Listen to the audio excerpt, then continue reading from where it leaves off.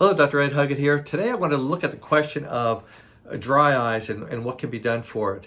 A lot of people are talking about dry eye syndrome. Dry eye syndrome is a condition where the eyes are actually too dry and causes some issues with pain, discomfort, foreign body sensation.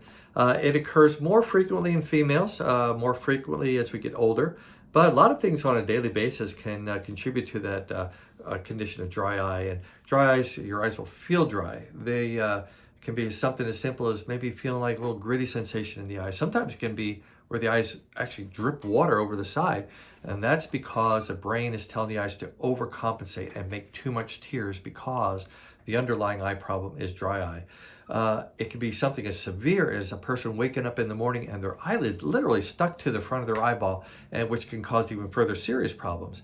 One of the things I always like to tell people to do if you have dry eye condition is to blink more frequently. No, I don't say that because that was actually tried years ago to tell a person just blink more frequently. Well, blinking more frequently is a tough thing to remember. So if you're staring at a computer, you can't keep telling yourself to blink more frequently. But what you can do is you can actually drink more water. So if your mouth is dry, your eyes are already too dry. So keep that as a little indicator how dry your eyes are by just how moist your mouth is.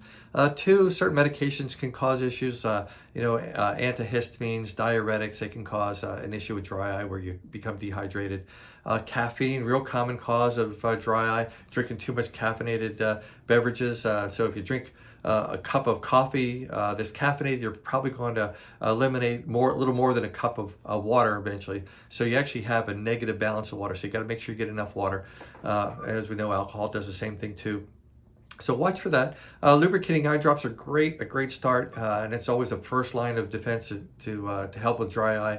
Great lubricating eye drops over the counter. I typically like to go with ones that don't have a whitening agent, what we call a vasoconstrictor. So stay away typically from the drops that say we'll get the red out.